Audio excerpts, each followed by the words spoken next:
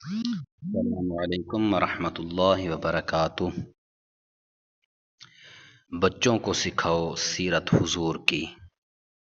سبق نمبر 4، شادی اور تعمیر کعبہ مبارکہ۔ پیارے بچوں،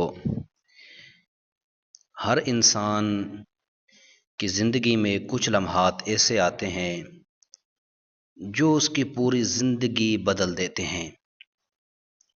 بی بی خدیجہ رضی اللہ عنہا کی زندگی میں بھی ایک ایسا موڑ آیا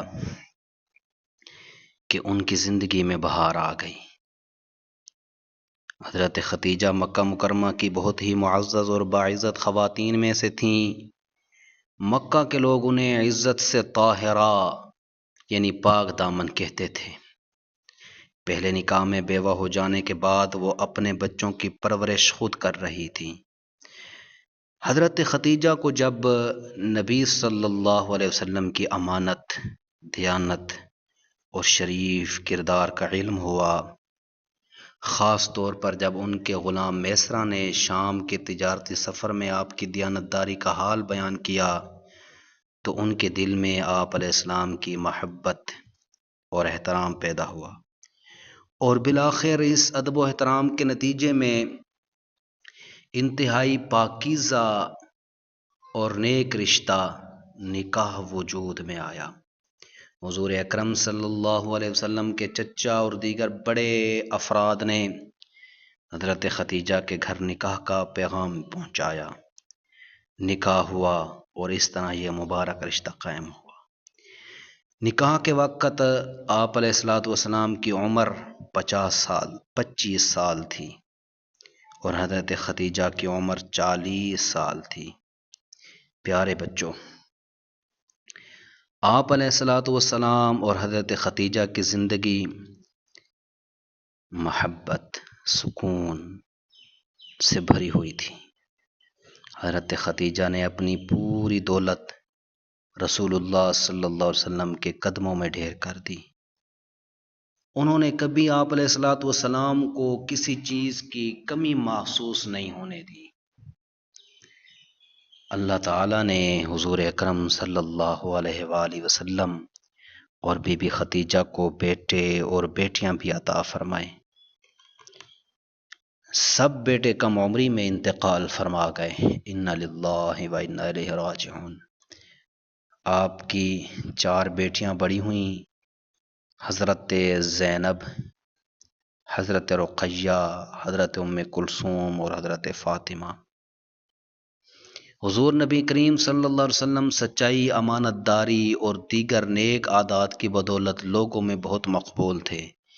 کم عمری میں ہی آپ نے عرب کے بڑے بڑے سرداروں کے جھگڑوں کا ایسا لاجواب فیصلہ فرما دیا کہ بڑے بڑے دانشوروں اور سرداروں نے اس فیصلے کی عظمت کے آگے سر خم کر دیا۔ ایسے ہی ایک واقعہ تعمیر کعبہ کے وقت پیش آیا۔ اس وقت آپ علیہ السلام کی عمر مبارک 35 سال تھی۔ مکہ مکرمہ میں زوردار بارش سے ایسا سیلاب آ گیا کہ کعبہ کی عمارت بالکل ہی منہدم ہو گئی۔ اب قریش کے سرداروں نے یہ طے کیا کہ عمارت کو پھر سے مضبوط بنائیں، جس کا دروازہ بلند ہو اور چھت بھی ہو۔ قریش نے مل جل کر تعمیر کا کام شروع کر دیا۔ تعمیر کعبہ میں حضور علیہ السلام بھی شریک ہوئے اور سرداران قریش کے ساتھ پتھر اٹھا اٹھا کر لاتے رہے۔ مختلف قبیلوں نے تعمیر کے لیے مختلف حصے آپس میں تقسیم کر لیے۔ جب عمارت حجر اسود تک پہنچ گئی تو قبائل میں سخت جھگڑا کھڑا ہو گیا۔ ہر قبیلہ یہی چاہتا تھا کہ ہم ہی حجر اسود کو اٹھا کر دیوار میں نصب کریں۔ اس جھگڑے کو طے کرنے کے لیے ایک بڑے بوڑھے شخص نے یہ تجویز پیش کی کہ کل جو شخص صبح سویرے سب سے پہلے حرم کعبہ میں داخل ہو اس کو جج مان لیا جائے۔ وہ جو فیصلہ کر دے سب اس کو تسلیم کر لیں۔ اللہ کا کرنا ایسا ہوا کہ صبح کو جو شخص حرم کعبہ میں داخل ہوا وہ حضور رحمت عالم صلی اللہ علیہ وآلہ وسلم ہی تھے۔ سبحان اللہ سبحان اللہ۔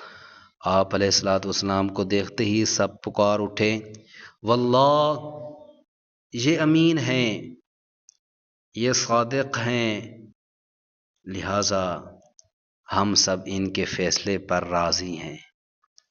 آپ علیہ السلام نے اس جھگڑے کا اس طرح فیصلہ فرمایا کہ پہلے آپ علیہ السلام نے یہ حکم دیا کہ جس جس قبیلے کے لوگ حجر اسود کو اس کے مقام پر رکھنے کا دعویٰ رکھتے ہیں ان کا ایک ایک سردار چن لیا جائے۔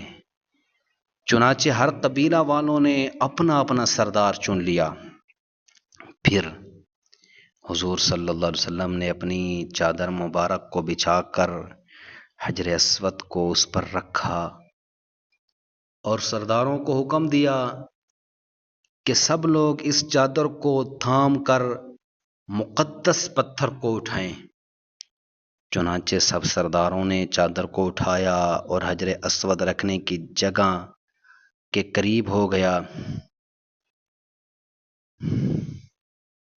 تو حضور صلی اللہ علیہ وسلم نے اپنے مبارک ہاتھوں سے حجر اسود کو اٹھا کر اس کی جگہ پر رکھ دیا۔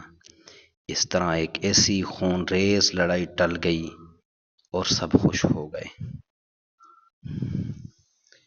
تو پیارے بچوں، ہمیں بھی چاہیے ہم بھی لڑائیوں سے جھگڑوں سے اجتناب کریں، خود بھی صلح کی طرف آئیں اور لوگوں کو بھی صلح کی طرف لے آئیں۔ اور دوسری بات آج کے سبق سے ہمیں یہ حاصل ہوئی کہ انسان جب نکاح کے بندھن میں بندھ جاتا ہے تو زندگی میں بہت سی آزمائشیں آ جاتی ہیں، سکون نہیں ہوتا۔ اس کی اصل وجہ یہ ہے کہ ہم حسن کو، دولت کو، قبیلے کو، شہرت کو ترجیح دیتے ہیں، حالانکہ ایسا نہیں کرنا چاہیے، بلکہ عورت کے حسن و کردار، عورت کی نیکی، عورت کی پاک دامنی کو ترجیح دینی چاہیے، تو گھر امن کا گہوارہ ہوگا، گھر جنت سا ہوگا اور زندگی اور آخرت دونوں ہی حسین ہو جائیں گی۔ السلام علیکم ورحمۃ اللہ۔